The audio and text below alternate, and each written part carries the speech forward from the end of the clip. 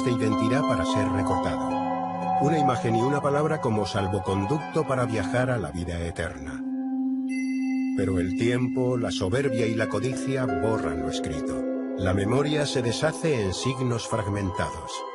La fama tallada en piedra se hace arena, y lo que quiso ser para siempre desaparece como tinta en el polvo del desierto.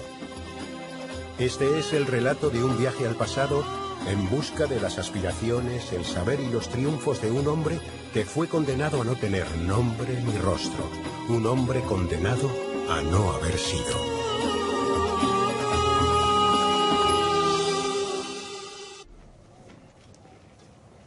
Para los antiguos egipcios, la palabra tiene un valor supremo en la creación de la realidad. Todo lo que se nombra existe, y lo que se escribe existe para siempre. Para los arqueólogos, cada fragmento de cerámica, de madera o de tela es en cierto modo una palabra del gran texto de la realidad. El gran reto es encontrar una a una esas palabras, a través de ellas leer el mundo y recorrer un camino llamado historia, que une el pasado con nuestro presente. En esta aventura, cada nombre hallado será una vida salvada del olvido. Hace 3500 años una mujer, Hatshepsut, quebró normas y tradiciones para hacerse coronar rey del Alto y el Bajo Egipto. La reina rey construyó su monumental templo de millones de años en Deir el-Bahari para inmortalizar sus gestas y sus lazos con Amón-Ra, el rey de los dioses. Un año después de ser coronada, Hatshepsut envió una expedición comercial al país del Punt, en el Cuerno de África. Las naves regresaron a Tebas cargadas de oro, incienso, mirra, colmillos de elefante, pieles de pantera, rabos de jirafa, monos. Y todo fue inventariado por el escriba y supervisor del tesoro del rey. Lo que se escribe existe, lo que se talla en piedra perdura. Aquel escriba real se hizo representar en el templo de Hatshepsut detrás de los trabajadores que apilan incienso. Su presencia en la escena es algo inusual y en cierto modo indecoroso. Más tarde su figura y su nombre serían borrados de la escena. Hoy solo pueden apreciarse iluminando la pared con luz rasante. ¿Quién era ese personaje? ¿Y por qué fue condenado al olvido, la verdadera muerte de los muertos? Que mi recuerdo perdure sobre la tierra y mi Ba esté vivo delante del Señor de la eternidad. La restitución del nombre de Yehuti empieza en Madrid en noviembre del año 2000. José Manuel Galán, investigador del CSIC, recopila información sobre tumbas localizadas pero aún sin excavar.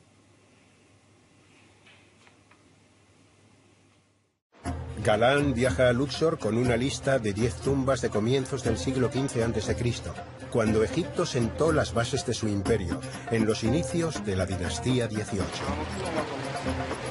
Allí habla con el jefe del servicio de antigüedades de la orilla oeste y visita por primera vez la tumba de Yehuti. Es entonces cuando nace el proyecto Yehuti. Ya hay un nombre, aún falta un rostro. La tumba se encuentra al pie de la colina de Dra Abu el Naga, frente a Luxor. A su lado hay una aldea moderna. Al comienzo de la primera campaña de excavación, en enero de 2002, el yacimiento está cubierto de tierra, piedras, escombros y basura. 5 años después, las autoridades egipcias deciden realojar a los habitantes del poblado en un nuevo barrio, y sus casas son demolidas. Esa circunstancia inesperada da un giro extraordinario al proyecto Yehuti, al permitir excavar parte de la necrópolis que permanecía oculta bajo las casas del poblado. La nueva zona se denomina Sector 10 y aportará a este relato más nombres y más rostros.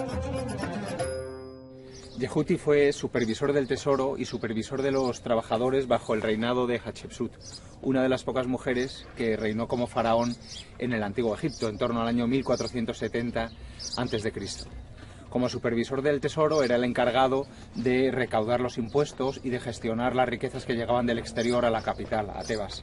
y como supervisor de los trabajadores, ese metal que él recaudaba lo redirigía a los templos para decorar los elementos más significativos, como las puertas, los obeliscos, ¿no? Y manejando los metales, recaudándolos por un lado y redirigiéndolos a los templos por otros, pues probablemente se quedaría con un tanto por ciento que le permitió construirse esta tumba que tengo a mis espaldas, su monumento funerario, su casa para la eternidad.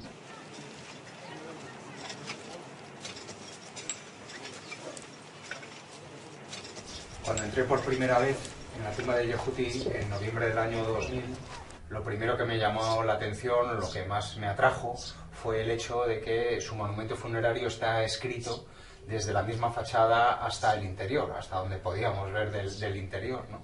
Y son inscripciones, escenas en relieve que nos hablan de su vida, de su familia, de las tareas que él realizó como administrador de la corona, pero también de sus creencias religiosas, de los rituales funerarios que él querría que le hubieran realizado tras su muerte.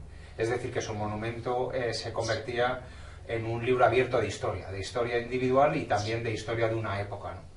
Yehuti es el amante de las letras, él se presenta a sí mismo como el gran escriba, ¿no? Y yo lo que iba buscando era textos, información sobre la sociedad del Antiguo Egipto en el momento en el que empieza a surgir el imperio a comienzos del siglo XV a.C. El camino hacia Yehuti está sembrado de palabras. Palabras escritas en lino, madera y estuco. Palabras grabadas en piedra, como las que perviven en uno de los obeliscos del templo de Karnak. En la parte de abajo de la inscripción, ¿no?, se nos cuenta cómo se ha hecho el obelisco y para qué, ¿no? La inscripción comienza diciendo: ella, refiriéndose a la reina Hatshepsut, ha realizado este monumento, el obelisco, para su padre Amon-Ra, señor de los tronos de las dos tierras, señor de Karnak, ¿no? Y matiza que ha realizado los dos obeliscos con granito firme del sur, refiriéndose a las canteras de granito de Asuán, y que ha recubierto la parte de arriba, el capuchón, con una aleación natural de oro y plata con electro. Esto es una referencia muy importante para nosotros porque Yehuti en su biografía, en la fachada, alude precisamente a eso, a que él como supervisor del tesoro y como supervisor de los artesanos, entre otras muchas cosas, recubre con electro el obelisco de Hatshepsut en Karnak. Es decir, tenemos la información desde los dos lados, desde el encargado de llevarlo a cabo, que es Yehuti, y desde la perspectiva de la reina Hatshepsut. Cada mañana, el sol nace entre los dos obeliscos que flanquean la entrada al templo de Karnak. Cada tarde se oculta por detrás de Dra Abu el Naga, en la orilla opuesta del Nilo. Es una colina perfecta para ser enterrado.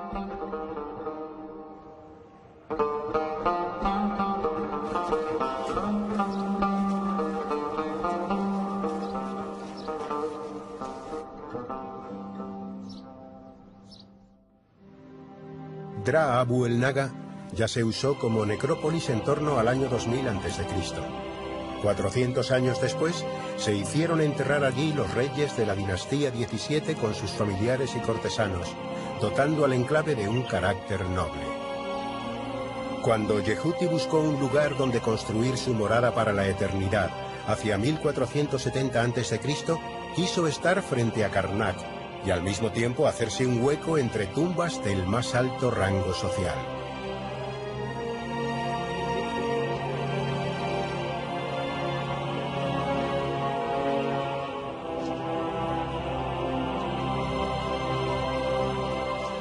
Yehuti construye el patio de entrada a su tumba más largo de lo normal, y para ello lo que hace es prolongar las paredes laterales de roca con grandes muros de adobe.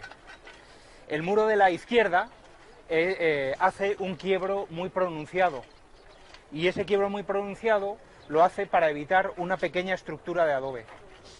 El quiebro y la estructura de adobe lo que nos está diciendo es que esta estructura es anterior a Yehuti y, a pesar de su sencillez, suficientemente importante como para que Yehuti decidiera no desmantelarla, respetarla y hacer un quiebro a su tumba, que no era estéticamente lo correcto.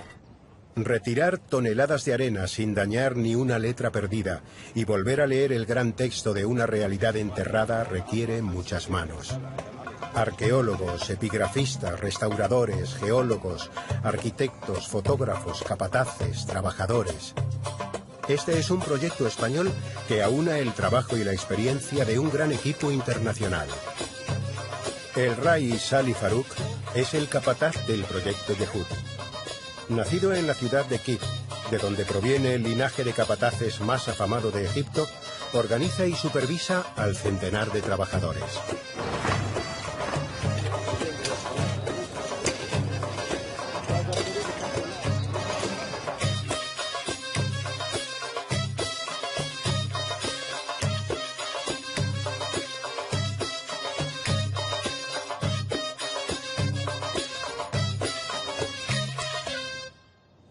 El monumento que Yehuti respetó al construir su tumba es una pequeña capilla de ofrendas construida con adobes.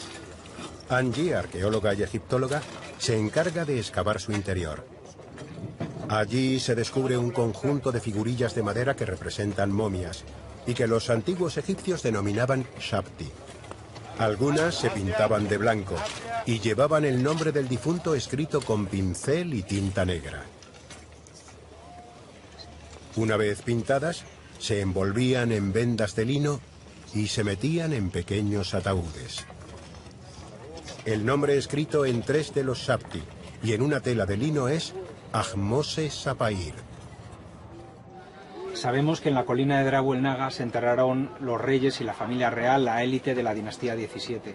Algunas de sus tumbas se han identificado, pero otras muchas quedan por identificar. Por ejemplo, la tumba de un príncipe que se llama Ahmose Sapair, que murió muy temprano, a los 5 años de edad, y que a pesar de ello, a pesar de que nunca llegó a reinar y que murió tan joven, se convierte en un santo de la necrópolis, al que los egipcios durante más de 500 años le llevan ofrendas, le realizan inscripciones. Como digo, su tumba nunca se ha encontrado, a pesar de que sabemos que está en Drabu el Naga. Durante la dinastía 17, en torno al año 1600 a.C., incluso los enterramientos de la familia real eran sencillos. Una pequeña capilla, generalmente de adobe, para realizar ofrendas al final del funeral y en la fiesta de los difuntos. Frente a ella, un pozo de unos 6 metros de profundidad, apto para bajar por él un ataúd en horizontal.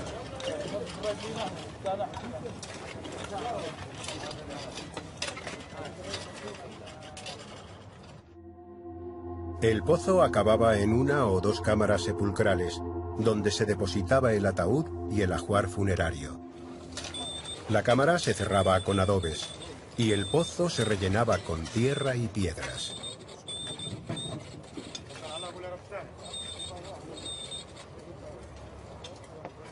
Al descender a un pozo funerario, conviven sentimientos encontrados. Se mezcla el deseo de descubrir y de saber con la sensación inquietante de estar invadiendo un espacio ajeno, pensado para la eternidad. Ibrahim lleva más de 10 años en el equipo y ha excavado ya 6 pozos funerarios. Una tumba es una casa para la vida después de la muerte y como tal contiene o recrea elementos del día a día. Las vidas pasadas se hacen presentes a veces en pequeños objetos de uso cotidiano. A pesar de haber sido expoliado en época antigua, al fondo del pozo asociado a la capilla de adobe y a los linos y a los shabti de Ahmose Sapair, aparecen piezas significativas como este cuchillo de bronce y algunas tan delicadas como un bonito peine de madera tallada o un collar de fibra vegetal con irisaciones doradas. Objetos que, por ser de uso íntimo, nos ponen en contacto directo con el verdadero corazón de la historia. Seres que fueron de carne y hueso. Próximo a la capilla de ofrendas, va saliendo a la luz un gran depósito de cerámica con unas 2000 vasijas. Debe de estar relacionado con la tumba de alguien venerable. Elena es una de las ceramólogas que se ocupan de su estudio. Cuando se encuentra un depósito de cerámica, lo primero que hacemos es extenderlo todo en los jasir, que son unas esteras egipcias, y así tenemos una visión de conjunto. Intentamos reconstruir el mayor número de piezas posibles y una vez que tenemos las piezas, las fotografiamos para documentarlas, pero la fotografía a veces no es suficiente, entonces tenemos que realizar unos dibujos donde marcamos muy bien o indicamos muy bien el tipo de borde, los tipos de base, si hay algún asa, algún tipo de decoración, y toda esa información lo que hace es decirnos de qué época es la pieza con la que estamos trabajando. La excavación continúa en el sector 10 y se descubre otro pozo funerario. De él salen a la luz el retrato y el nombre de otro príncipe de la época apenas conocido, Intefmose. Están grabados en la base de un pequeño obelisco de piedra caliza que debía de señalar la entrada a la capilla.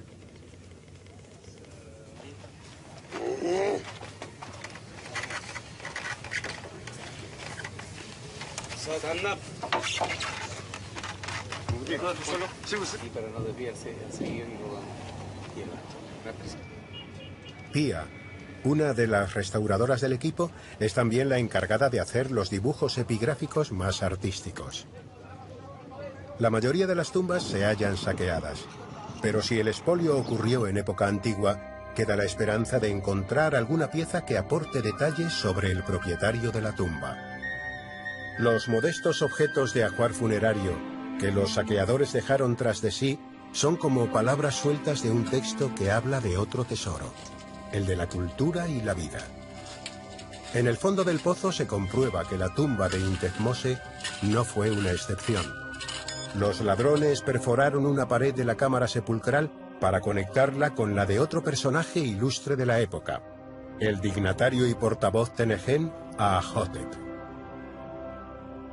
El desorden da fe del saqueo, pero de nuevo se producen hallazgos singulares que son minuciosamente documentados por escrito antes de proceder a su retirada, para que su estudio posterior pueda tener en cuenta el contexto.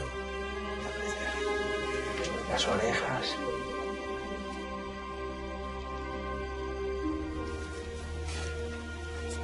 Una sandalia de palma que usaría el difunto en la otra vida, y un sarcófago de barro que contiene un pequeño sapti.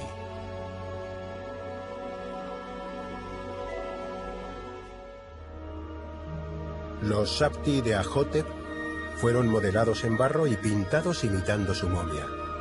El nombre se escribió sobre las piernas, como en los ataúdes de la época. Luego se colocaron dentro de sus respectivos sarcófagos inscritos, también de barro.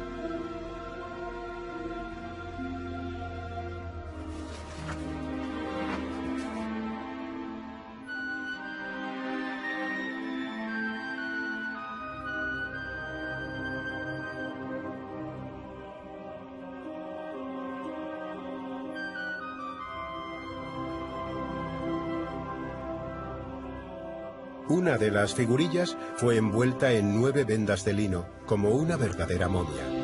Y así fue hallada.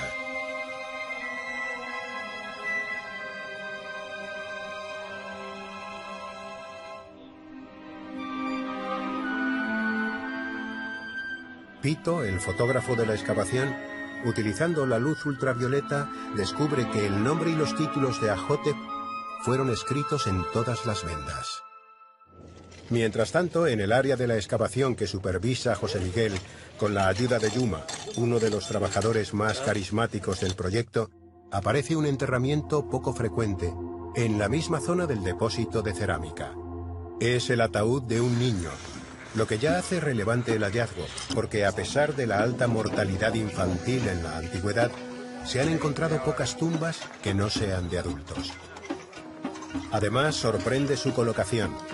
El pequeño ataúd de madera antropomorfo y pintado de blanco fue depositado directamente sobre el suelo y se colocó de manera intencionada de costado y trabado con piedras. En su interior descansa la momia de un niño de unos 5 años, la misma edad a la que supuestamente murió el venerado Ahmose Sapair. Y es de la misma época que él, pero su identidad se nos escapa, En esta ocasión la palabra está ausente. No hay textos, ni más pistas que esas coincidencias. Los hijos de las familias pudientes ingresaban muy jóvenes en las escuelas de escriba. Saber leer y escribir les aseguraba el rango de oficiales de la administración y facilitaba su integración en la élite. El joven escriba aprendía a manejar el pincel sobre una tabla de madera estucada, copiando modelos de textos y figuras trazadas sobre una cuadrícula roja. Así debieron de ser los primeros pasos escolares de Yehuti, que con el tiempo llegó a ser escriba real. La denominada tabla del aprendiz, hallada hecha pedazos en el patio de entrada a su tumba, parece atestiguarlo.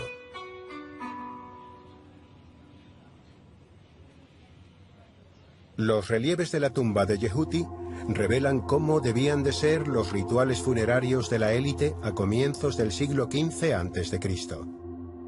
Nos encontramos en el lateral de la fachada de la tumba de Yehuti. Estoy sentado en un pollete de piedra que forma parte de esta fachada, y detrás de mí, a mi derecha, hay una serie de escenas que se relacionan o pueden relacionarse con lo que es la hermosa fiesta del valle, que para los egipcios era una celebración centrada en los difuntos. Fundamentalmente esta celebración, esta festividad, suponía pues una magna procesión que arrancaba del templo de Karnak, paraba en determinados sitios como la Capilla Roja de Hatshepsut, atravesaba el río, desembocaba en la necrópolis tebana, justamente donde nos encontramos, en Dra el-Naga, donde está la tumba de Yehuti, y terminaba o apuntaba a través de una vía procesionada de Deir el-Bahari. Las familias egipcias pues se reunían en ese día en la necrópolis, acudían a las tumbas de sus familiares, las limpiaban, llevaban comida, bebidas, había música. La figura de Yehuti está representada delante de la mesa de ofrendas, en donde están depositadas pues todos los dones que le llegan en la hermosa fiesta del valle. Ha sufrido, como podemos ver, la damnatio memoriae que afecta a las figuras del propietario de nuestra tumba. Su rostro está machacado, especialmente en la parte que corresponde a la nariz, boca y ojos, ¿no?, que son los órganos de los sentidos, y delante de él se encuentra su nombre, precedido del título. El título sí se ha conservado, supervisor del tesoro, y aquí donde está este hueco estaría el nombre de Yehuti, que como vemos pues no ha resistido pues el daño que se hizo en la damnatio memoriae. Curro, egiptólogo y epigrafista, estudia las inscripciones de los objetos hallados. Entre los objetos más relevantes por su cantidad y por la calidad de información que los aportan se encuentran los llamados conos funerarios. Se trata de unas piezas de arcilla que suelen recibir esa forma o bien la de un prisma, y en los cuales su parte plana ha sido habilitada para recibir la impronta de un sello donde se disponen de manera breve los títulos y el nombre del difunto, del dueño de la tumba. Yehuti es el supervisor de la Casa de la Plata, del Tesoro, y supervisor de los trabajos del rey. Luego viene su nombre, Yehuti, y un epíteto funerario, de voz verdadera, alguien que ha triunfado sobre la muerte. Que mi buen nombre esté delante de la gente, de quienes vengan después de los años, y que ellos me dirijan oraciones en cada ocasión, con los favores del Dios de la ciudad. Tras el hallazgo del ataúd infantil, depositado directamente sobre el suelo, el equipo sigue excavando la zona. Podría haber más enterramientos similares. El hallazgo de un segundo ataúd confirma los pronósticos, y una ola de emoción sacude a todo el equipo. Angie coordina el trabajo. La caja está peor conservada, la humedad ha afectado a los pies y hay que manipularla con gran delicadeza.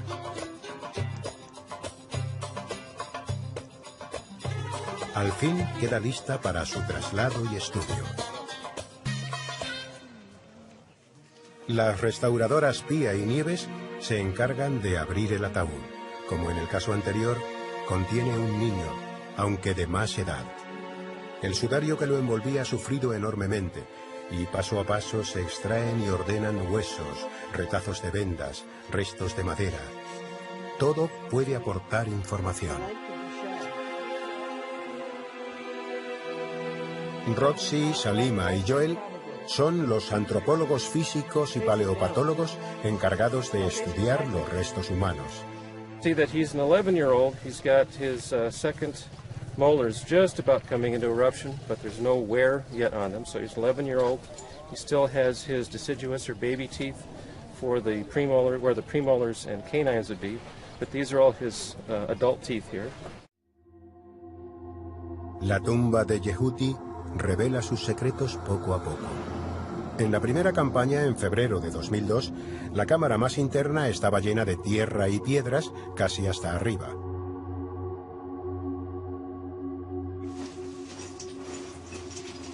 Fueron precisas 5 campañas para solventar la caída de escombros por 2 agujeros que se abrieron en el techo en época antigua. Pudo comenzarse entonces la excavación del interior. Una vez despejada la última sala, el rayo del sol de la mañana recorre de nuevo el pasillo e ilumina el grupo de estatuas esculpido al fondo, que evoca la tríada divina de un templo. El paso del tiempo y las sucesivas reutilizaciones del monumento funerario han dejado su huella. Los restauradores recomponen ahora textos y escenas en relieve, tratando de restituir su esplendor original, pero sin ocultar las cicatrices, que también son historia. 3 restauradores españoles y 3 egipcios son el presente de esa labor que enmienda la plana al tiempo, combinando técnicas de limpieza, estabilización, consolidación y reconstrucción. Los agujeros abiertos en época antigua en el techo permitieron que el agua fluyera y se estancara en algunas zonas. En ellas, la superficie de las paredes tiene adherida una costra de barro. Nieves, encargada de la restauración de las paredes de la tumba de Yehuti, utiliza un vibroincisor de ultrasonido para retirar el barro. Y descubre que la historia ha fluido por la tumba tanto como el agua, dejando palabras nuevas adheridas al relato. Bajo la fina capa de barro hay decenas de grafitis rojos en escritura demótica. Son textos escritos 1300 años después de Yehuti por sacerdotes que aprovecharon algunas de las tumbas de esta zona para depositar miles de momias de animales, principalmente aves como ibis y halcones. Los egiptólogos especialistas en escritura demótica, Richard y Tina, copian, traducen y estudian los graffiti. Demotic graffiti all relate to the burial of the ibis and the falcon mummies which were found in these tombs here. These texts were written in the 2nd century BCE. They all relate to the priests who were working here. In some of the cases you can see the titles of the priests, Pachai Nanetshuru here. Sometimes they give you also the date. In this case it's year 10. Pero, ¿dónde están las momias de animales? Las tumbas de Dra Abu el Naga fueron construidas pegadas unas a otras, tanto en horizontal como en vertical. A menudo las separa solo medio metro de roca. Bastó hacer agujeros en los muros para conectarlas entre sí, convirtiendo el interior de la colina en una especie de catacumba. La tumba de Heri, vecina de la de Yehuti, fue construida unos 50 años antes, y también tiene grafiti demóticos escritos en rojo sobre sus paredes.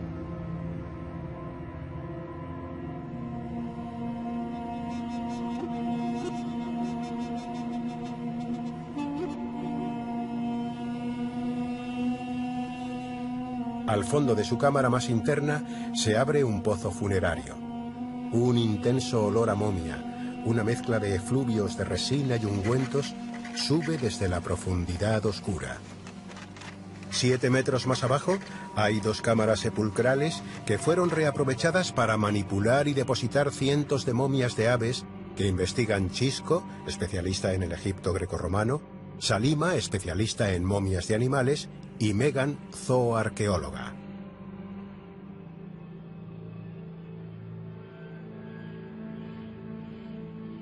De época saíta para adelante, la primera dominación persa de Egipto, y luego a la llegada de los griegos los cultos a animales sagrados tienen un auge, un boom, y esto va relacionado con la inhumación, con el enterramiento de estas momias de animales. So we had two different chambers, and in the south chamber it was filled with burnt bones, and they were really highly fired. And also right at the bottom there were chunks of mummified ibises and other birds. Now this chamber, though, almost to the roof, is filled with well over 1,000, maybe 2,000-3,000 ibis mummies. There are two main kinds of mummies we have here. The first kind is actual ibises that have been dipped into boiling resins and oils and then wrapped up and then given as offerings. But the second kind are just burnt bones, very much like the burnt bones we are finding in the southern chamber. But the catacomb doesn't just contain ibises. We have vultures, hawks, falcons, kestrels, and also some lizards. So we have a variety of animals, and it's not just one kind. But whatever it was, where all these birds were dedicated to both Ibis, Thoth as well as Horus. So you have the sun and the moon and the entire cycle of life being encapsulated in these animal mummies.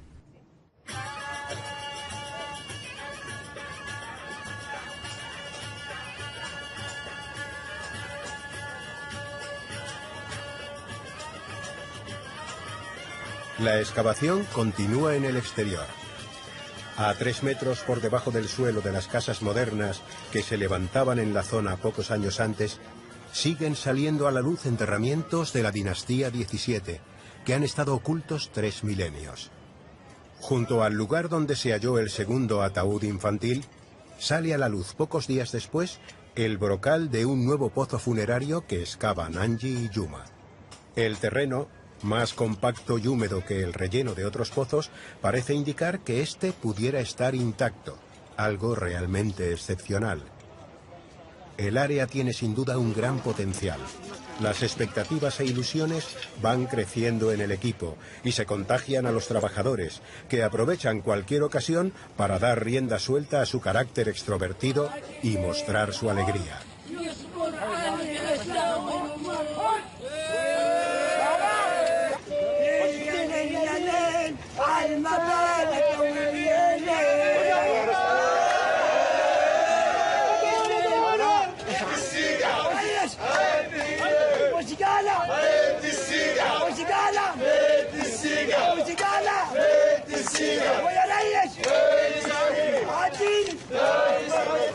A solo un par de metros de la capilla de adobe y el pozo de Ahmose, Ibrahim y Zaglab excavan otro pozo. El terreno está muy suelto, lo que indica que debió de ser saqueado en época antigua, entre el año 1000 y el 600 a.C.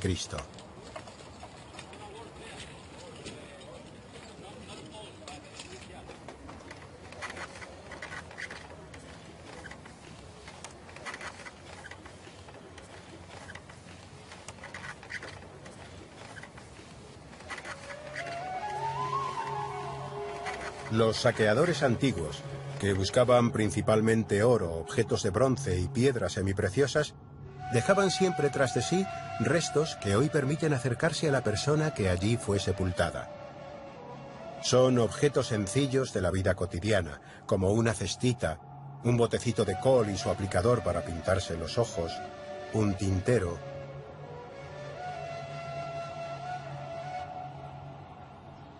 Cada pieza se documenta, inventaría, estudia, almacena y registra en la base de datos del yacimiento. En cada campaña, el conjunto de piezas halladas se convierte en el vocabulario provisional del gran texto que poco a poco se va reescribiendo. Pues los tejidos tenían múltiples utilidades en Egipto. No solo servían para la lógica utilidad de fabricar vestidos y material para la casa, sino que con ellos se podía pagar los salarios de los obreros y como eran unos objetos costosos, se reutilizaban durante mucho tiempo y hemos encontrado alguna pieza que tiene remiendos o zurcidos. Igualmente, las telas usadas se reaprovechaban para hacer tiras o piezas para los procesos de momificación, vendar las momias e incluso rellenar las cavidades que se quedaban vacías al quitar las vísceras del individuo e intentar que no se deformase.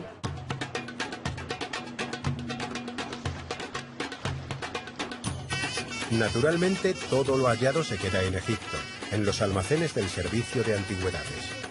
Son muy pocas las piezas seleccionadas para cruzar el Nilo y ser expuestas en el Museo de Luxor. El proyecto Yehuti ya tiene 5 en sus vitrinas. La tabla del aprendiz, una tela fechada en el año 2 del reinado de Amenhotep II. Delicados ramos de flores ofrendados a un difunto hace 3000 años. Los pendientes de oro hallados a la entrada de la cámara sepulcral de Yehuti. Y el rojo ataúd de Iker, un nubio que vivió hace 4000 años y fue enterrado con sus bastones, arcos y flechas. Si la arqueología es un puente que conecta el pasado y el futuro, tan importante es conservar como excavar. Los arquitectos Carlos, Joan y Nacho se esmeran en hacer posible que las tumbas de Yehuti y de Heri puedan algún día abrirse al público y ser visitadas. Para ello, aseguran el techo e iluminan los relieves de las paredes con luces LED.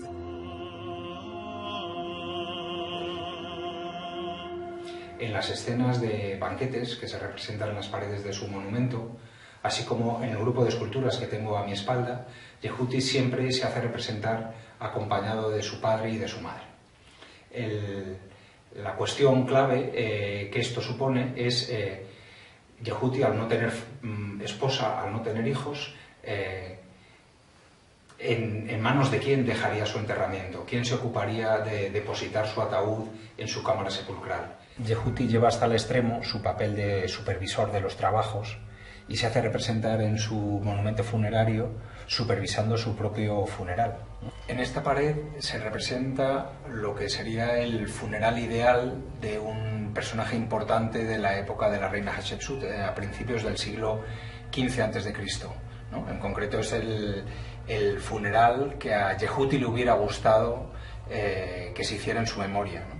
En el que se incluye, por ejemplo, la decapitación y el sacrificio de unos bóvidos, que luego se van a cocinar y su cabeza se va a arrojar a un pozo con fuego. Y esta decoración que alude al funeral de Yehuti está en conexión directa con el pozo que se abre justo a los pies, que es la verdadera tumba de Yehuti. El diseño de la tumba de Yehuti es peculiar. El descenso hacia la cámara sepulcral de unos 12 metros recrea una espiral, solo interrumpida por una antecámara.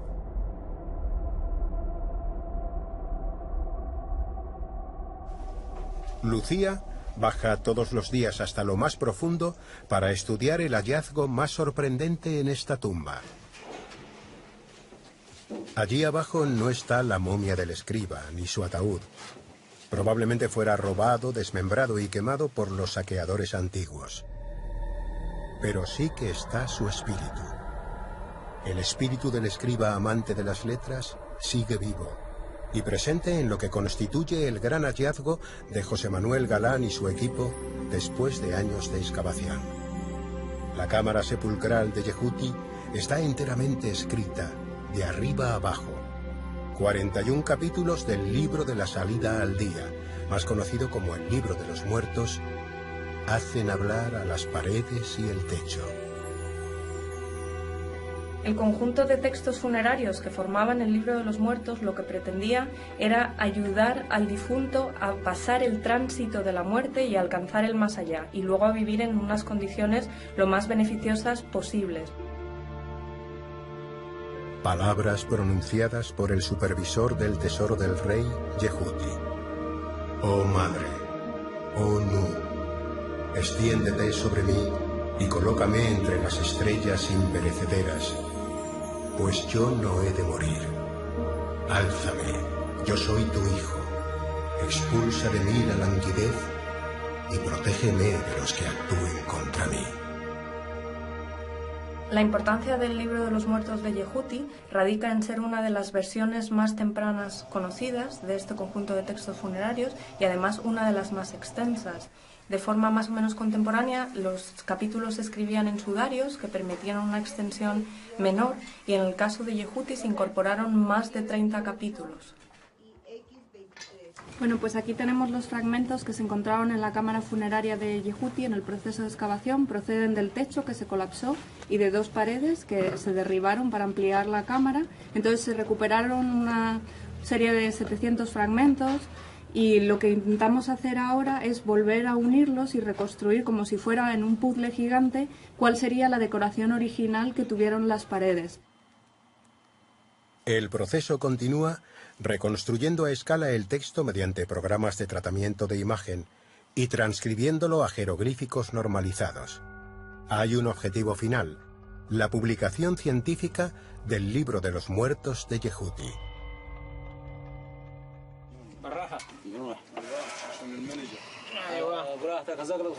Ibrahim ha llegado al fondo del pozo del príncipe sin nombre que estaba excavando y llama de nuevo al mudir para mostrarle algo inesperado. Ha descubierto una segunda cámara con un agujero en la pared.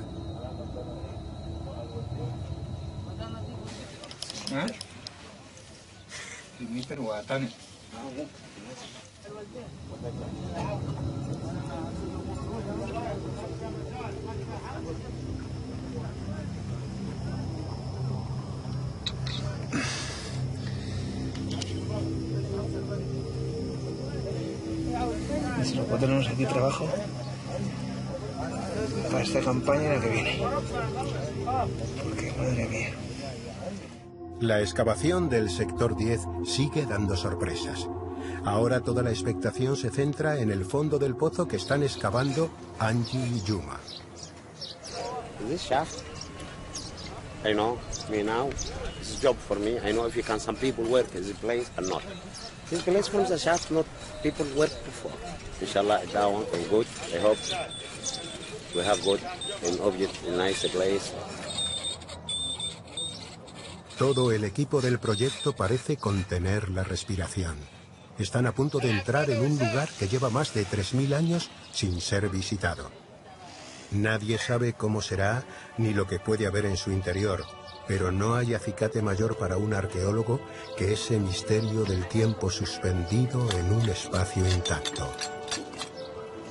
La primera inspección visual supera incluso las mejores expectativas. Bueno, vemos un ataúd que está en el centro de la cámara. Parece que no se ha tocado, que está intacto, el ataúd está cerrado. Podemos ver que conserva todavía alguna de las espigas que cerraban los tablones de madera. Y aunque la cámara está un poco llena de escombros, aunque no hasta arriba, y el ataúd pues está sucio, lleno de polvo, vemos que la tipología parece que es tipo Rishi, que es un ataúd antropomorfo, policromado, y la decoración consiste en una serie de plumas, ¿no?, que digamos que envuelven el cuerpo.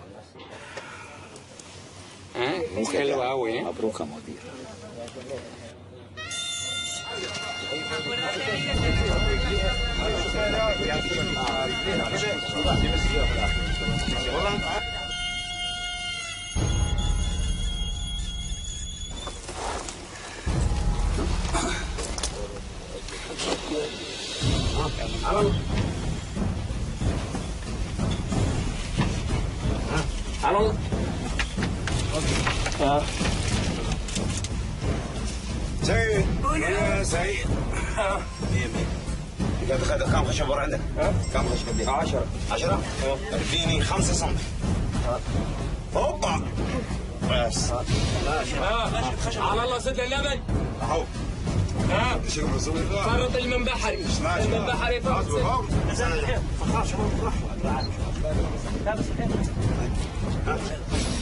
تحت الشيخ هنا ماشي تعال هنا خذوا عليك سلك او على العربي تشيلها ما تخاف احنا طلعنا بس انت بتشيلها على السيف بس كان بالعرض بقول تعال تعال يا معلم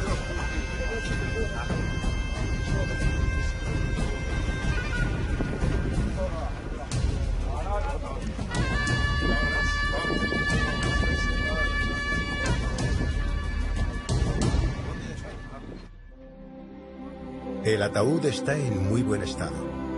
Tenemos un nombre, Neb, escrito en la tapa, y un rostro con la tez amarillenta y los ojos bien abiertos. Neb emprende, cubierto de plumas, una nueva etapa en su camino hacia la inmortalidad. Una prebenda que otorga el rey y también Osiris, señor de Abidos, consistente en una invocación de ofrendas de pan y cerveza, carne de buey y carne de ave, telas y alabastro, ungüentos e incienso, toda clase de ofrendas y provisiones, y todas las demás cosas puras de las que vive un dios para el Ka del Osiris, Neb. En el transcurso de la búsqueda de Yehuti, a lo largo de 13 años de excavaciones en Luxor, José Manuel Galán y su equipo se han encontrado con otros ilustres personajes. Sus vecinos Heri, Baki y Ai, el niño Ahmose Sapair, el príncipe Intefmose, Aahotep, portavoz de Nehem, y ahora Neb, que vivió hace 3.600 años. Es un hallazgo excepcional. Se conocen muy pocos enterramientos intactos de esta época. Y hace más de 100 años que no se encontraba un ataúd de estas características. Sus paralelos, apenas una docena, están en el Museo del Cairo, el Metropolitan de Nueva York, el Museo Británico y el Louvre.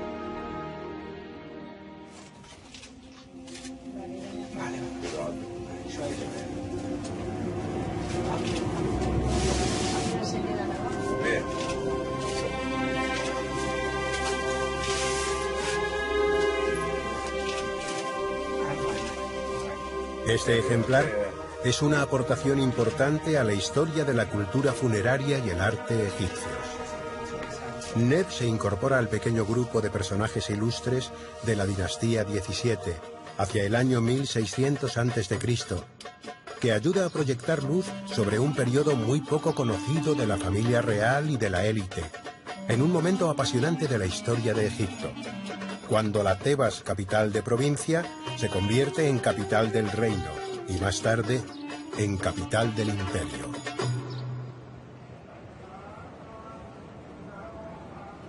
Poco antes de acabar la campaña de excavación, el mudir decide echar un último vistazo al agujero descubierto por Ibrahim una semana antes. No hay ciencia sin curiosidad y no hay campaña sin una última sorpresa. Estamos al fondo de uno de los pozos funerarios que hemos excavado este año. Desciende unos 6 metros y se abren 2 cámaras al fondo.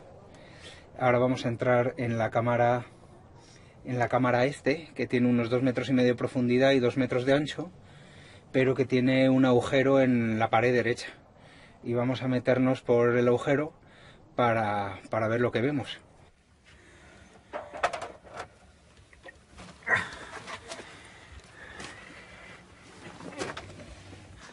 No es una cámara sepulcral como nos imaginábamos, que esta cámara conectaba con otra cámara de otro pozo.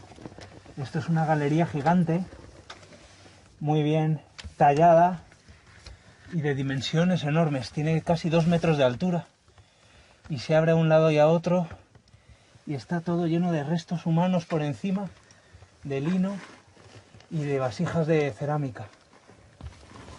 A lo mejor hay 100 vasijas en la superficie, pero en bastante buen estado. Todos los platitos, a lo mejor habrá también pues casi un centenar de cuerpos.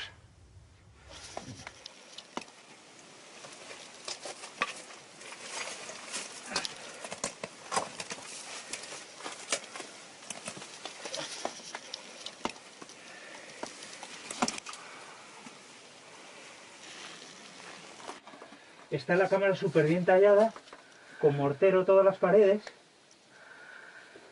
mucha caña, sogas, y a la derecha se abre, o sí, continúa el pasadizo hacia abajo. Esto se pone bien, ¿eh? ¿Qué pasa?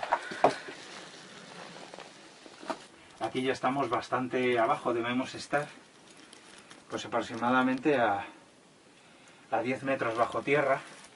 Hay restos humanos, hay cerámica, pero sobre todo lo que llama la atención son los grandes bloques de piedra.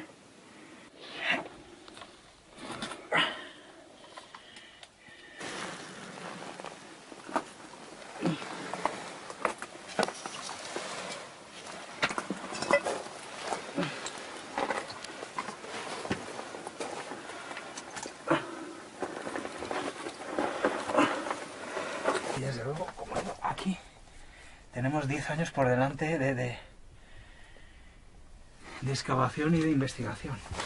Ahora sí que queda claro que esta galería pertenece a una tumba de la dinastía XI, que ha sido probablemente reutilizada en la dinastía XVII, y por eso la cerámica que vemos en superficie es toda de la dinastía XVII o principios de la XVIII.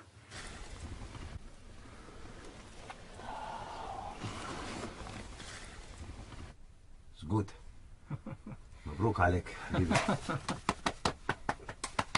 The best team, inshallah, in all Egypt. The Kiftawi and the Spanish. Yes. The best team, ¿eh? Yes.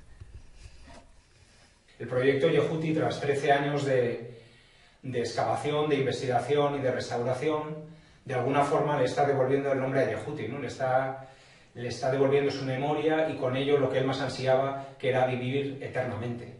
Claro que lo estamos haciendo de una forma que él jamás se hubiera imaginado, ¿no? Pero yo creo que si él saliera del pozo funerario y se uniera a nosotros en su capilla, junto a su estatua y a la de sus padres, pues se llevaría una gran sorpresa y creo que estaría orgulloso y feliz de nuestro trabajo. Saludos a ti, quien despunta desde las aguas primordiales, quien brilla e inunda las dos tierras como el oro, Amón, Señor de los dioses, Señor del cielo y Señor de la tierra, Señor de las aguas y Señor de todo lo que es, quien creó las plantas y todo lo que existe, quien concede el aliento de vida a aquellos que le adoran, y hace que quien le sea fiel tenga una vida duradera. Haz que esté sano el amigable oficial Yehuti, y que continúe existiendo. Al agujero descubierto por Ibrahim una semana antes. No hay ciencia sin curiosidad, y no hay campaña sin una última sorpresa. Estamos al fondo de uno de los pozos funerarios que hemos excavado este año. Desciende unos 6 metros y se abren 2 cámaras al fondo. Ahora vamos a entrar en la cámara este, que tiene unos 2,5 metros de profundidad y 2 metros de ancho, pero que tiene un agujero en la pared derecha. Y vamos a meternos por el agujero para ver lo que vemos.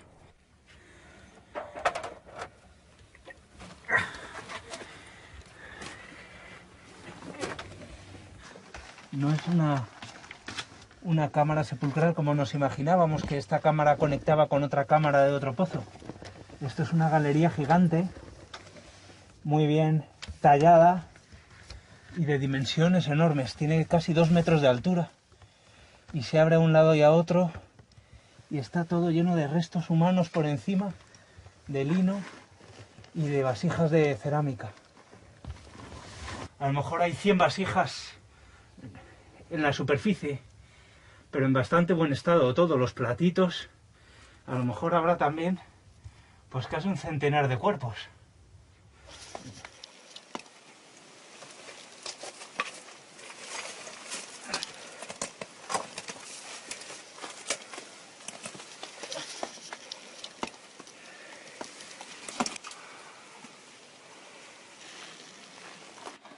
Está la cámara súper bien tallada, con mortero todas las paredes, mucha caña, sogas, y a la derecha se abre, o sí, continúa el pasadizo hacia abajo.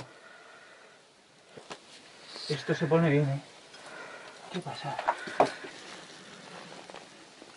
Aquí ya estamos bastante abajo, debemos estar pues aproximadamente a 10 metros bajo tierra.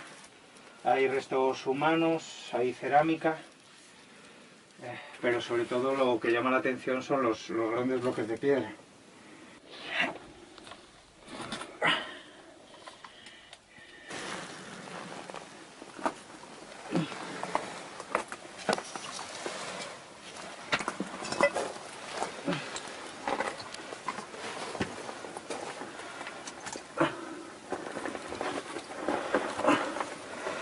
Y desde luego, como aquí, tenemos 10 años por delante de excavación y de investigación. Ahora sí que queda claro que esta galería pertenece a una... La luz, el retrato y el nombre de otro príncipe de la época apenas conocido, Intefmose. Están grabados en la base de un pequeño obelisco de piedra caliza que debía de señalar la entrada a la capilla.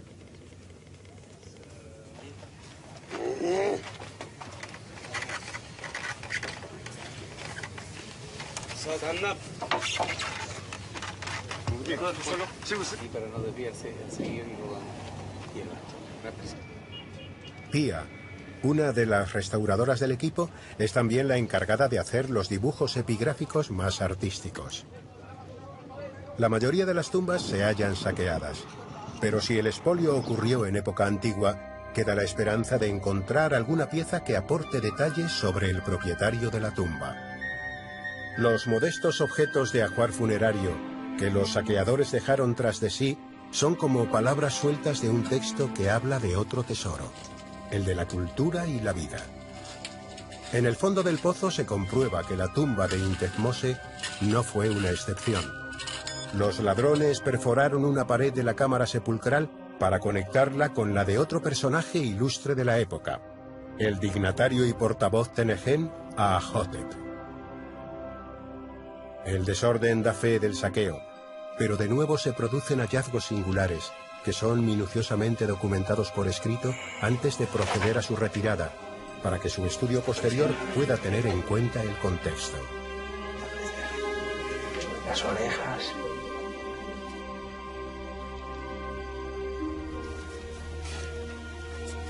Una sandalia de palma que usaría el difunto en la otra vida, y un sarcófago de barro que contiene un pequeño sapti.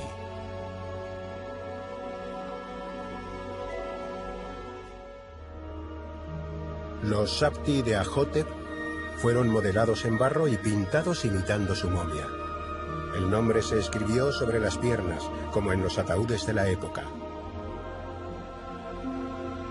Luego se colocaron dentro de sus respectivos sarcófagos inscritos, también de barro.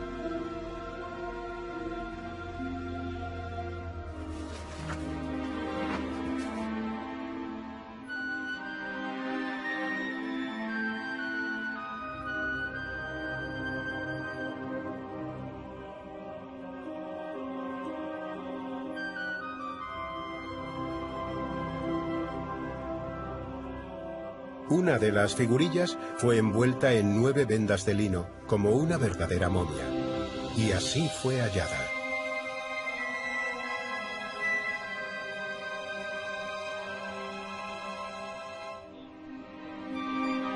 De arriba a abajo. 41 capítulos del libro de la salida al día, más conocido como el libro de los muertos, hacen hablar a las paredes y el techo.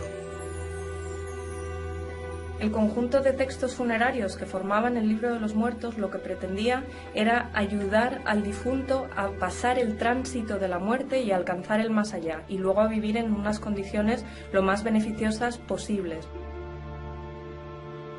Palabras pronunciadas por el supervisor del tesoro del rey, Yehuti. Oh madre, oh Nu, extiéndete sobre mí y colócame entre las estrellas imperecederas, pues yo no he de morir. Álzame, yo soy tu hijo. Expulsa de mí la languidez y protégeme de los que actúen contra mí. La importancia del libro de los muertos de Yehuti radica en ser una de las versiones más tempranas conocidas de este conjunto de textos funerarios y además una de las más extensas. De forma más o menos contemporánea, los capítulos se escribían en sudarios que permitían una extensión menor y en el caso de Yehuti se incorporaron más de 30 capítulos. Bueno, pues aquí tenemos los fragmentos que se encontraron en la cámara funeraria de Yehuti en el proceso de excavación. Proceden del techo que se colapsó y de 2 paredes que se derribaron para ampliar la cámara. Entonces se recuperaron una serie de 700 fragmentos y lo que intentamos hacer ahora es volver a unirlos y reconstruir como si fuera en un puzzle gigante cuál sería la decoración original que tuvieron las paredes. El proceso continúa reconstruyendo a escala el texto mediante programas de tratamiento de imagen y transcribiéndolo a jeroglíficos normalizados. Hay un objetivo final: la publicación científica del Libro de los Muertos de Yehuti.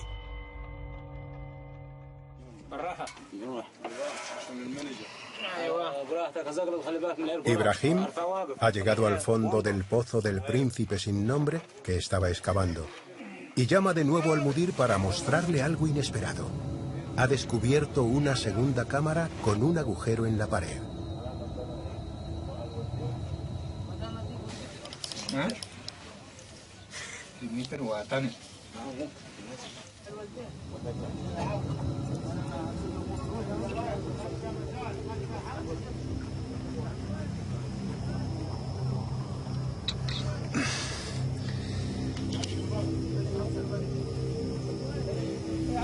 Nosotros tenemos aquí trabajo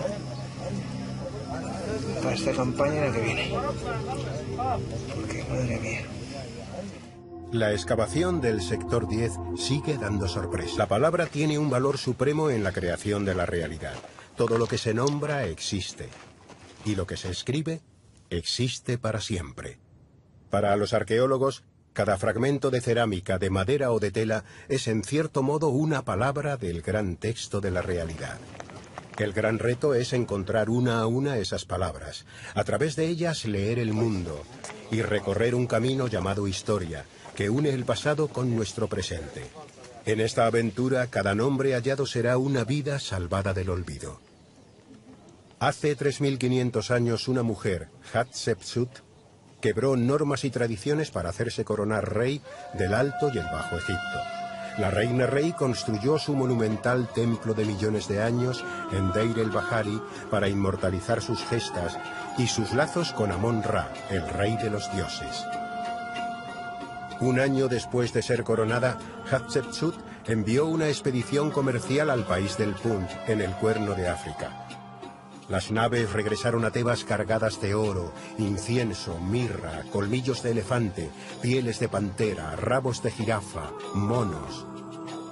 Y todo fue inventariado por el escriba y supervisor del tesoro del rey. Lo que se escribe existe, lo que se talla en piedra perdura. Aquel escriba real se hizo representar en el templo de Hatshepsut detrás de los trabajadores que apilan incienso.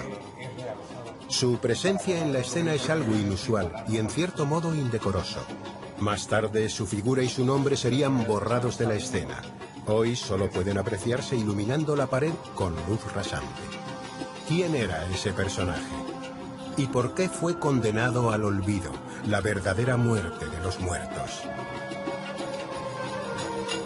Que mi recuerdo perdure sobre la tierra y mi Va esté vivo delante del Señor de la eternidad.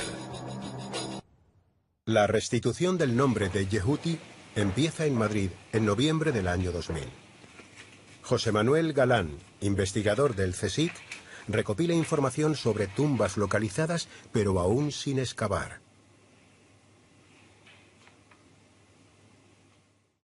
Galán viaja a Luxor con una lista de 10 tumbas de comienzos del siglo XV a.C., cuando Egipto sentó las bases de su imperio, en los inicios de la dinastía XVIII. Allí habla con el jefe del servicio de antigüedades de la orilla oeste y visita por primera vez la tumba de Yehuti. Es entonces cuando nace el proyecto Yehuti. Ya hay un nombre, aún falta un rostro. La tumba se encuentra al pie de la colina de Dra Abu el Naga, frente a Luxor.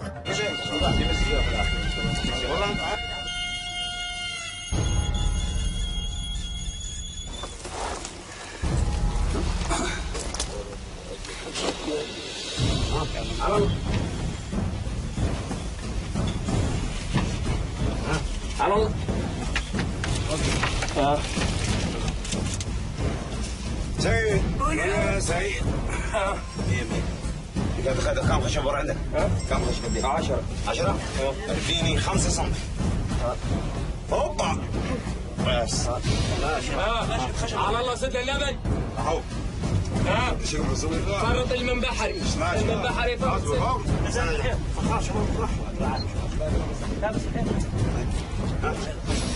تعال شيخنا ماشي تعال هنا خذوا عليك سلك او على العالي ما تخاف احنا طلعنا بس انت بتشيلها بس كان بالعرض ما قلت تعال تعال يا معاذ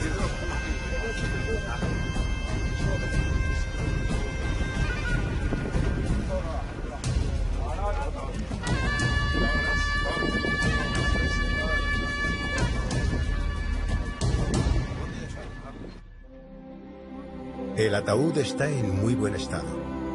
Tenemos un nombre, Neb, escrito en la tapa, y un rostro con la tez amarillenta y los ojos bien abiertos. Neb emprende, cubierto de plumas, una nueva etapa en su camino hacia la inmortalidad. Una prebenda que otorga el rey, y también Osiris, señor de Abidos, consistente en una invocación de ofrendas de pan y cerveza, carne de buey y carne de ave, telas y alabastro, ungüentos e incienso, toda clase de ofrendas y provisiones, y todas las demás cosas puras de las que vive un dios para el Ka del Osiris, Neb. En el transcurso de la búsqueda de Yehuti, a lo largo de 13 años de excavaciones en Luxor, José Manuel Galán y su equipo se han encontrado con otros ilustres personajes. Sus vecinos Heri, Baki y Ai, el niño Ahmose Sapair, el príncipe Intefmose, Aahotep, portavoz de Negen, y ahora Neb, que vivió hace 3.600 años. Es un hallazgo excepcional. Se conocen muy pocos enterramientos intactos de esta época. Y hace más de 100 años que no se encontraba un ataúd de estas características. Sus paralelos, apenas una docena, están en el Museo del Cairo, el Metropolitan de Nueva York, el Museo Británico y el Louvre.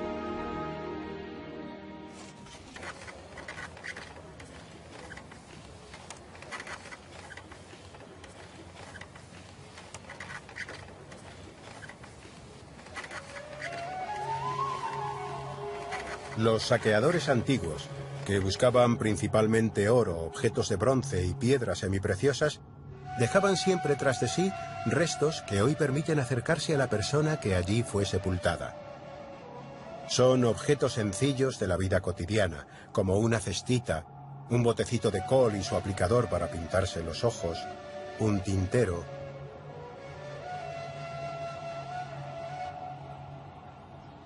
Cada pieza se documenta, inventaría, estudia, almacena y registra en la base de datos del yacimiento. En cada campaña, el conjunto de piezas halladas se convierte en el vocabulario provisional del gran texto que poco a poco se va reescribiendo.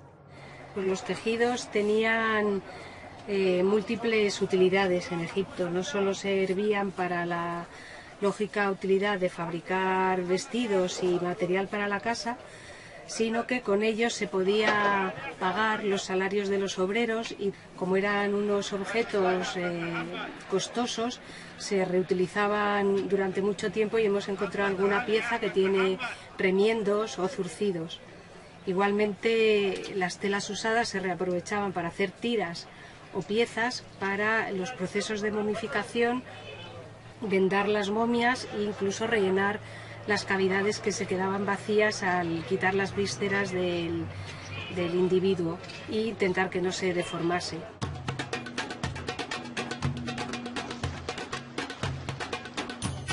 Naturalmente, todo lo hallado se queda en Egipto, en los almacenes del Servicio de Antigüedades. Son muy pocas las piezas seleccionadas para cruzar el Nilo y ser expuestas en el Museo de Luxor. El proyecto Yehuti ya tiene 5 en sus vitrinas. La tabla del aprendiz. Una tela fechada en el año 2 del reinado de Amenhotep II. Delicados ramos de flores ofrendados a un difunto hace 3000 años. Los pendientes de oro hallados a la entrada de la cámara sepulcral de Yehuti. Y el rojo ataúd de Iker, un nubio que vivió hace 4000 años y fue enterrado con sus bastones, arcos y flechas.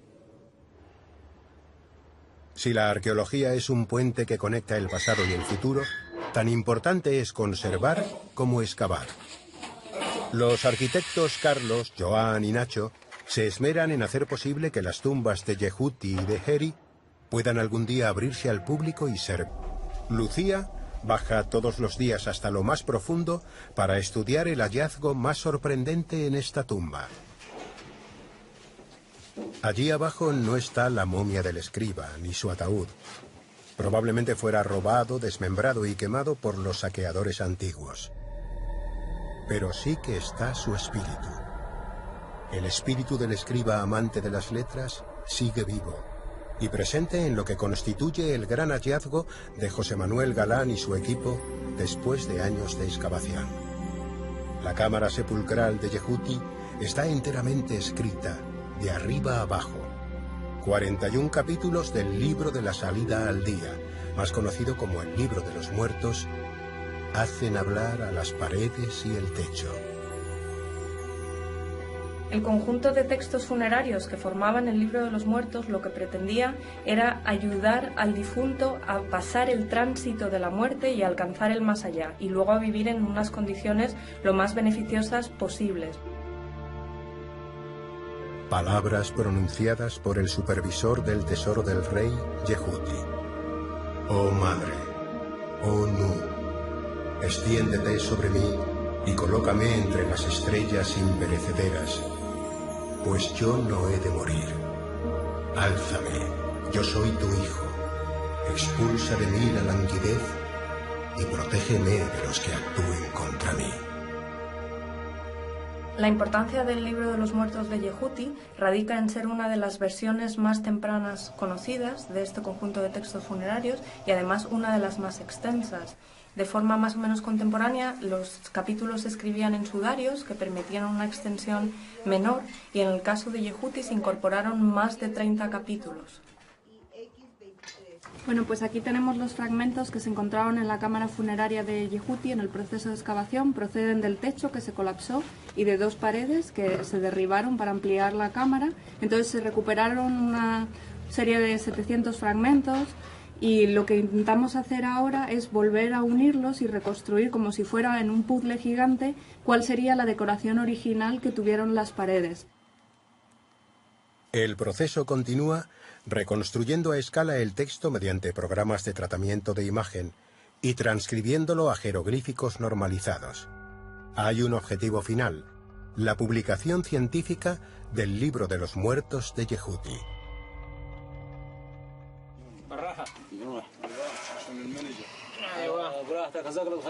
Ibrahim ha llegado al fondo del pozo del príncipe sin nombre que estaba excavando y llama de nuevo al mudir para mostrarle algo inesperado. Ha descubierto una segunda cámara. Estamos al fondo de uno de los pozos funerarios que hemos excavado este año. Desciende unos 6 metros y se abren 2 cámaras al fondo.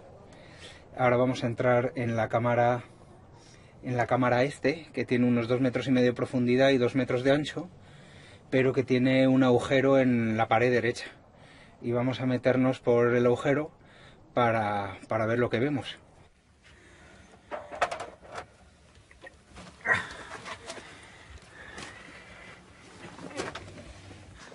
No es una cámara sepulcral como nos imaginábamos, que esta cámara conectaba con otra cámara de otro pozo.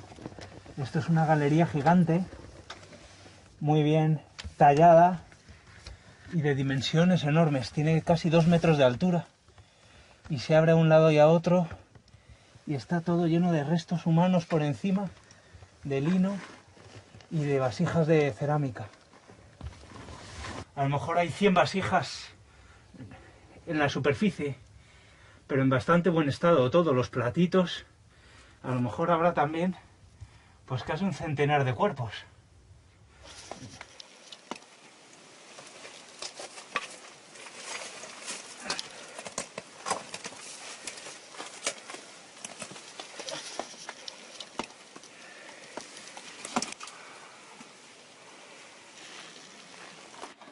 Está la cámara súper bien tallada, con mortero todas las paredes, mucha caña, sogas, y a la derecha se abre, o sí, continúa el pasadizo hacia abajo. Esto se pone bien, ¿eh? ¿Qué pasa? Aquí ya estamos bastante abajo, debemos estar pues aproximadamente a 10 metros bajo tierra. Hay restos humanos, hay cerámica, pero sobre todo lo que llama la atención son los grandes bloques de piedra.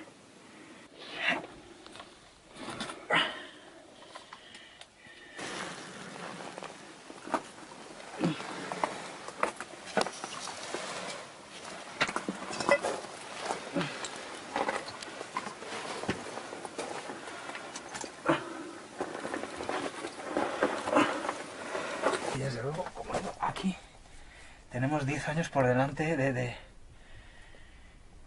excavación y de investigación.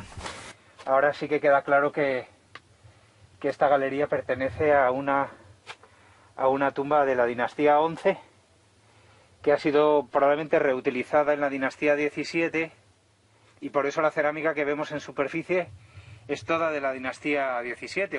Saber leer y escribir les aseguraba el rango de oficiales de la administración y facilitaba su integración en la élite. El joven escriba aprendía a manejar el pincel sobre una tabla de madera estucada, copiando modelos de textos y figuras trazadas sobre una cuadrícula roja.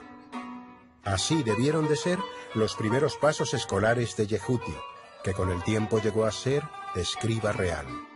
La denominada tabla del aprendiz, hallada hecha pedazos en el patio de entrada a su tumba, parece atestiguarlo.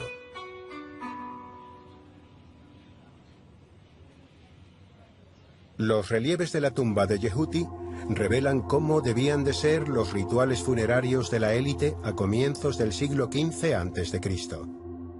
Nos encontramos en el lateral de la fachada de la tumba de Yehuti. Estoy sentado en un pollete de piedra que forma parte de esta fachada, y detrás de mí, a mi derecha, hay una serie de escenas que se relacionan o pueden relacionarse con lo que es la hermosa fiesta del valle, que para los egipcios era una celebración centrada en los difuntos.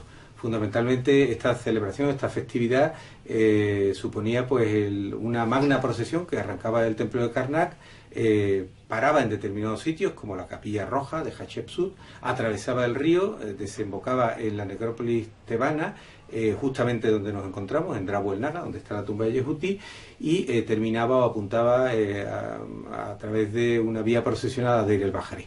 Las familias egipcias pues se reunían en ese día en la necrópolis, acudían a las tumbas de sus familiares, las limpiaban, llevaban comida, bebidas, había música. La figura de Yehuti que está representada delante de la mesa de ofrendas, en donde están depositadas pues todos los dones que le llegan en la hermosa fiesta del valle, ha sufrido, como podemos ver, la damnatio memoriae que afecta a las figuras del propietario de nuestra tumba. Su rostro está machacado, especialmente en la parte que corresponde a la nariz, boca y ojos, ¿no?, que son los órganos de los sentidos, y delante de él se encuentra su nombre, precedido del título. El título sí se ha conservado, supervisor del tesoro, y aquí donde está este hueco estaría el nombre de Yehuti, que como vemos pues no ha resistido pues el daño que se hizo en la damnatio memoriae. Curro, egiptólogo y epigrafista, estudia las inscripciones de los objetos hallados. Entre los objetos más relevantes por su cantidad y por la calidad de información que los aportan se encuentran los llamados conos funerarios. Se trata de unas piezas de arcilla que suelen recibir esa forma o bien la de un prisma, y en los cuales su parte plana ha sido habilitada para recibir la impronta. Identificado, pero otras muchas quedan por identificar.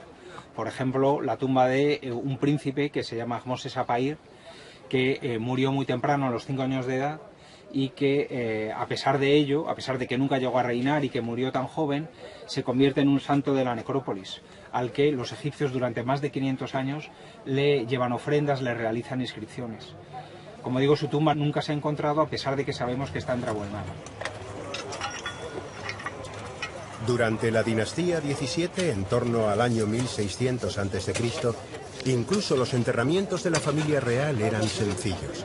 Una pequeña capilla, generalmente de adobe, para realizar ofrendas al final del funeral y en la fiesta de los difuntos.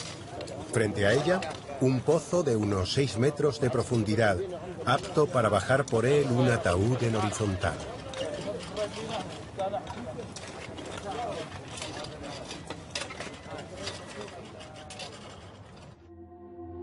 El pozo acababa en una o dos cámaras sepulcrales, donde se depositaba el ataúd y el ajuar funerario.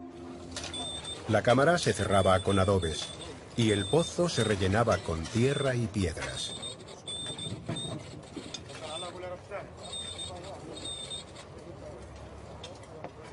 Al descender a un pozo funerario, conviven sentimientos encontrados.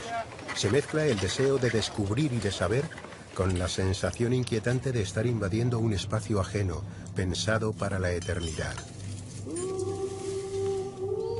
Ibrahim lleva más de 10 años en el equipo y ha excavado ya 6 pozos funerarios. Una tumba es una casa para la vida después de la muerte, y como tal contiene o recrea elementos del día a día. Las vidas pasadas se hacen presentes a veces en pequeños objetos de uso cotidiano. A pesar de haber sido expoliado en época antigua, al fondo del pozo asociado a la capilla de adobe y a los linos y a los sati de Ahmose Sapair, aparecen piezas significativas como este cuchillo de bronce, y algunas tan delicadas como un bonito peine de madera tallada, o un collar de fibra vegetal con irisaciones doradas. Objetos que, por ser de uso íntimo, nos ponen en contacto directo con el verdadero corazón de la historia. Seres que fueron de carne y hueso. Próximo a la capilla de ofrendas, va saliendo a la luz un gran depósito de cerámica con unas 2000 vasijas. Debe de estar relacionado con la tumba de alguien venerable. Elena es una de las ceramólogas que se ocupan de su estudio. Cuando se encuentra un depósito... 5 años después, las autoridades egipcias deciden realojar a los habitantes del poblado en un nuevo barrio, y sus casas son demolidas. Esa circunstancia inesperada da un giro extraordinario al proyecto Yehuti, al permitir excavar parte de la necrópolis que permanecía oculta bajo las casas del poblado. La nueva zona se denomina Sector 10 y aportará a este relato más nombres y más rostros. Yehuti fue supervisor del tesoro y supervisor de los trabajadores bajo el reinado de Hatshepsut, una de las pocas mujeres que reinó como faraón en el Antiguo Egipto, en torno al año 1470 a.C.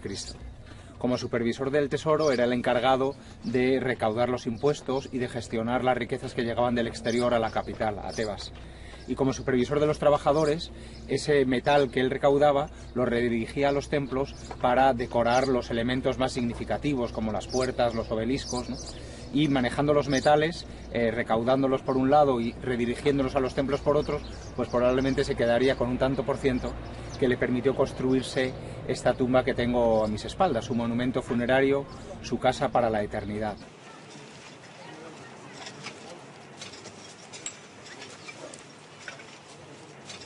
Cuando entré por primera vez en la tumba de Yehuti en noviembre del año 2000, lo primero que me llamó la atención, lo que más me atrajo, fue el hecho de que su monumento funerario está escrito desde la misma fachada hasta el interior, hasta donde podíamos ver del interior, ¿no?